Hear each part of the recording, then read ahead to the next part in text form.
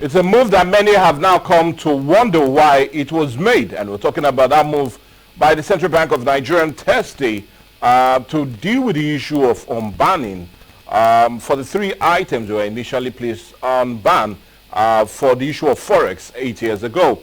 How much of an impact will this really have on the economy?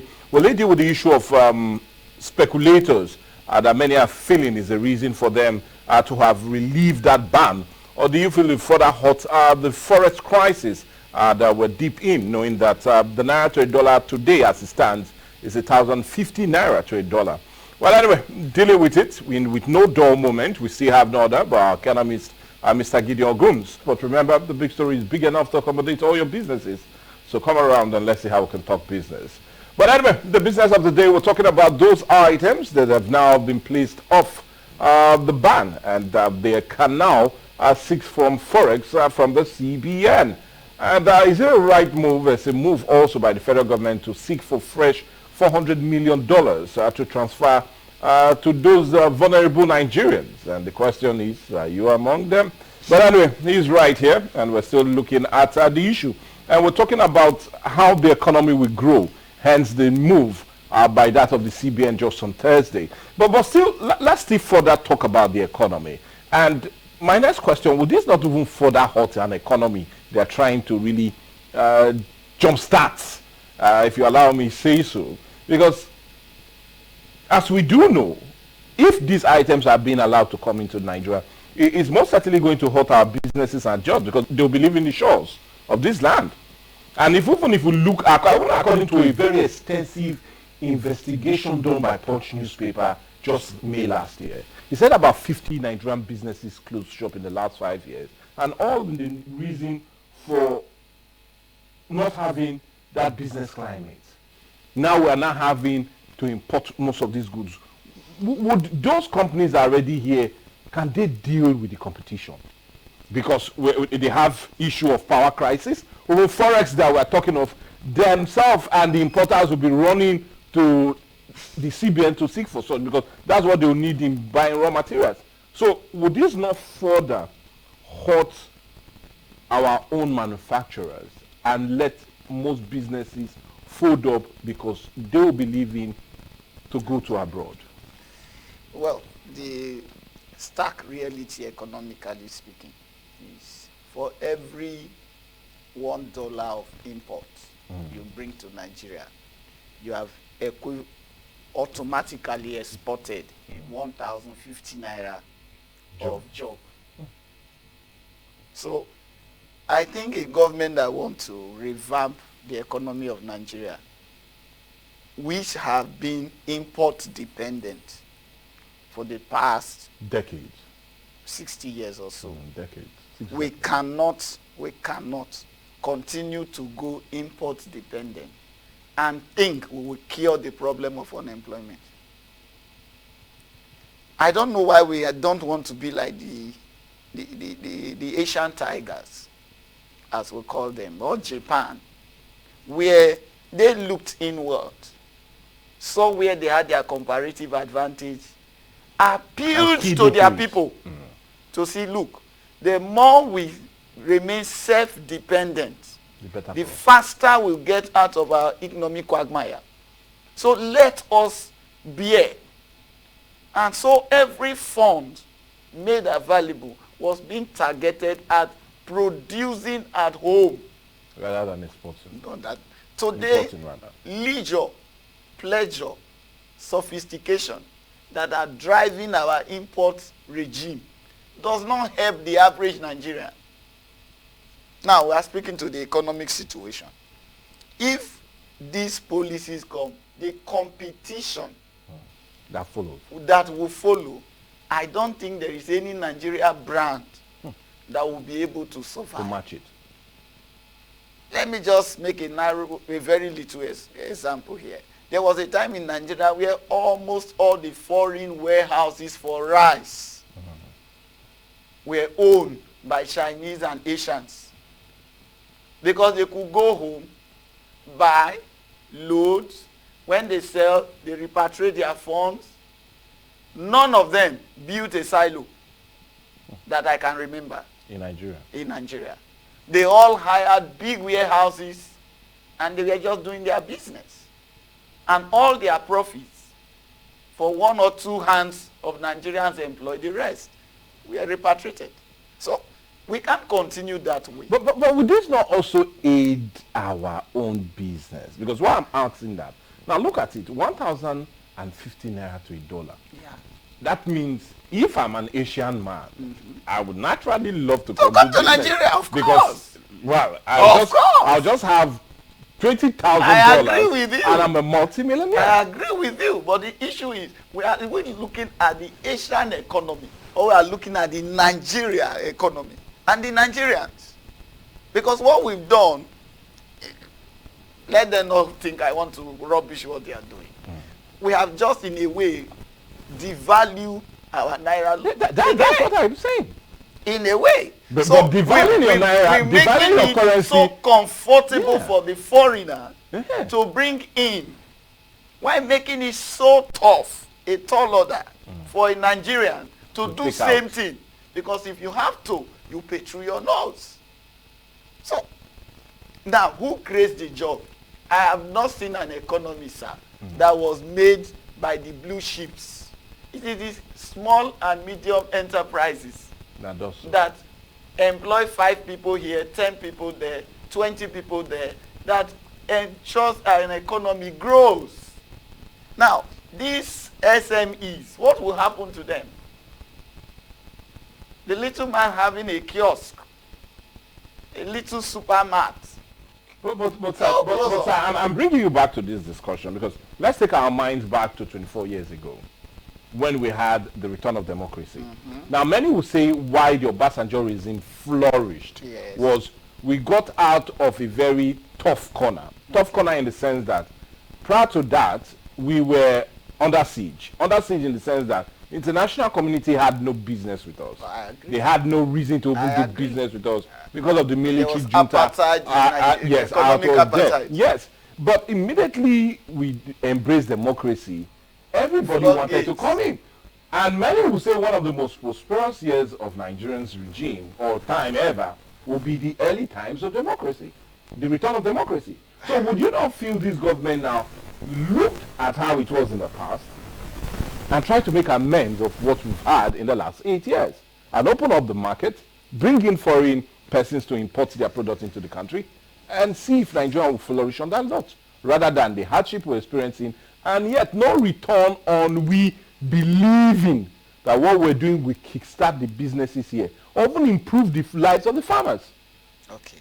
So when we import or when we allow importers to come in, and so we begin to eat and have all the necessities of life, yes, does consumption equal to production? Not at all. So if the marginal propensity to consume is getting to where all your income is spent on consumption, what happens to production? And if an economy is not producing and the day there is a slump, everybody a wants problem to pull out in the international community, what happens? You are successful. So why put our nation on a keg of gunpowder waiting for time for it to explode? I believe that yes, Nigeria is already hard. What this government should do is to plow resources into production. This idea of leaving the productive segment unattended to, you were referencing 1999. You saw that bailout was given to airlines. Yes. Literary people, that's Nollywood and all that. Yes. All to stimulate their production. Yeah. Now, there are issues already here. We have the Okonjo-Iweala then, who were using their expertise on trade and economic analysis to be able to ensure that only the needful was done. Let me shock you. If we are already, though we are not yet one of the 10 debtor nations of the world, but then the way we are going, if our debt servicing consumes all our revenues, and we will begin to default. How do we stabilize, revive this economy? So we are on we are not at the same point between 1999 and 2023. But many will also argue. Now, okay, we talked greatly about the food sector and how that will be. But would it also help to deal with the issue of the building sector? Look, for example, we're now going to be allowed to import cement. And not only cement, but look at it. Cement is being sold for 5,500 naira now. So say somebody sold. Well, anyway, with what we've heard is like more pressure is being on him today as we speak to revert back to 5,500. So would that not kill the monopoly? Is that not where government ought to come in? Would that not kill the monopoly of one person dealing with it, controlling the price, when you now have many persons importing the product and helping to flood the market? It's a good way, but a short-run thing. Okay, we'll only be relieved for it. We will only be relieved. What of the day is no longer feasible. So we don't build only on today. We are supposed to be futuristic. So if these plans will help develop our own economy, hooray! But if we bring, let me make you laugh. Oil came. We removed our hand from agriculture. And other things that we should do, other natural resources that we will have mine, we removed our hand. In fact, allowing them to go into private hands. All because there is oil. Where are we today? That's exactly what we are trying to do again with the service sector. Because most of these things will go into service. We don't want to produce. They will bring. We will have to eat. But all we earn will be used to pay for them. Yes. Then we are back to the vicious circle. So it is not a very good long-term plan. And industries are not made in 3 years. It takes a while. So why not begin to, why you allow certain to come within a time frame, you are also doing so much to ensure that you are developing. If it balances, we will clap for but them. can't we also have these bilateral agreements that any that is importing their product will also, after a period of time, learn to put such product being imported right here in the country? The man who is coming with his phone to come to import and bring to you has his own country to protect. The laws of that country, the economic policies of that country will determine what he will do. For instance, if you are going to deal with somebody from Singapore, you are going to ensure that from the production to you buying it, you are playing a part. Okay. So will you be playing a part there and playing a part here? So you see farmers, they're living big because your hectare and whatever you are planning or planning to plant is already measured. The average weight is already known, I mean the yield. And so you are part of the government knows process. Your return. Yes, you are part of the process. We don't have such policies here. Look at our oil. Sorry again, let's go back to oil. Because that's our main. Can Nigeria put his hand on his chest and tell us how many barrels of crude are taken from the ground? No, don't leave export. Are taken from the ground every day? And so, it is what the IOCs, International Oil Company, tells us that we believe. We don't even have the ability to know. But in those clients, from the day you discover it to the daily report, is known. And data is there to flow.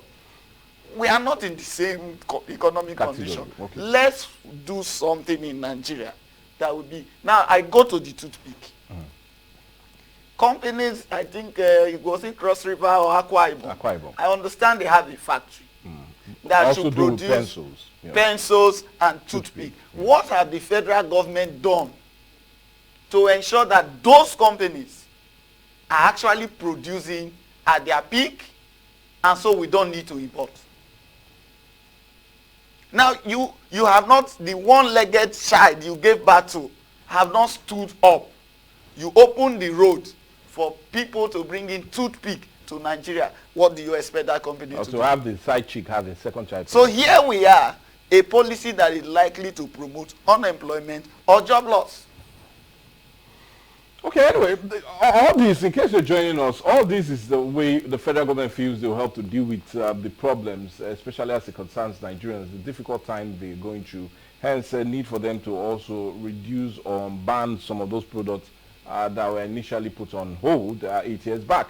But let's still come back to it, because we're talking about how the government feels they can help out. And another major thing that played out during the weekend is the government thinking of helping out Nigerians by dealing with the issue of cash transfer. Now, the federal government during the weekend, like I said, approached the World Bank for a fresh loan of $400 million for the conditional transfer to 15 million households as one of the measures to help cushion out the recent economic difficulties. But I know a whole lot of reactions has come because of that, and both of us spoke last night. And then you were not short of words with what you feel. But I would really love the listeners and the viewers to have your reaction as it concerns that very move of the federal government. Because we're looking at all the moves they've made since Thursday to now dealing with the economy. Yeah. I begin to see that IMF, World Bank, all the developed financial economic corporations are in a way trying to lure us again into a complete dependence on them, where it will come to a point they might even dictate our budget, because some of these policies are driven by them. Yes. Imagine them praising the one we've been criticizing, that they have done very well, liberalizing everywhere. What nation in the world will not match his loans to his revenue? Two, why will you encourage a man to borrow without the ability to pay? Back. Thirdly, why will you borrow and spend it on consumption rather than production? Does it make economic sense? We are not talking of 200 naira or 400 million naira. We are talking of dollars.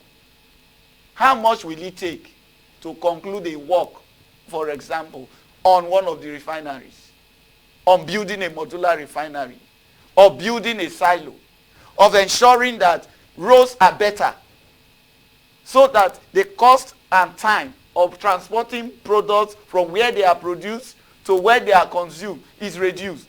They don't think of that. You are coming to give somebody 25,000 naira, maybe for the next 6 months. A bag of rice today is more than 50,000. So when a man buys half a bag of rice for a family of 6, father, mother, and 4 children, how long will that food take them? No, but anyway, if you can borrow palm oil, pepper, and borrow.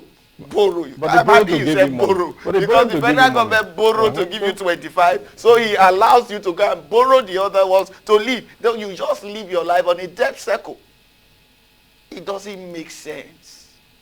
If they are willing to give money for us to put on the drain, why will they not give us money to rejig our industries, our power sector, our social infrastructures, our hospitals? Why will they not be in a hurry to give us those kind of money?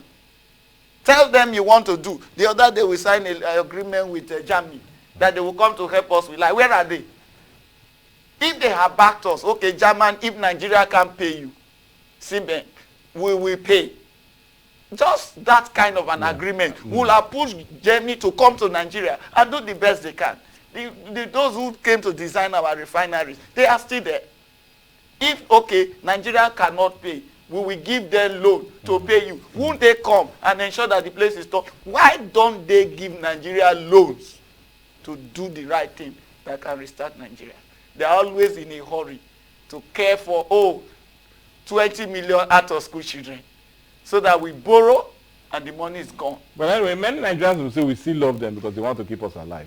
Eating the 25,000 will keep us alive. But we'll keep this discussion alive. We need to go on a break now. And when we come back, we'll continue our discussion centered on that economic move by the federal government just during the weekend. Thursday, Friday. Wow, a lot. Let's go on a break.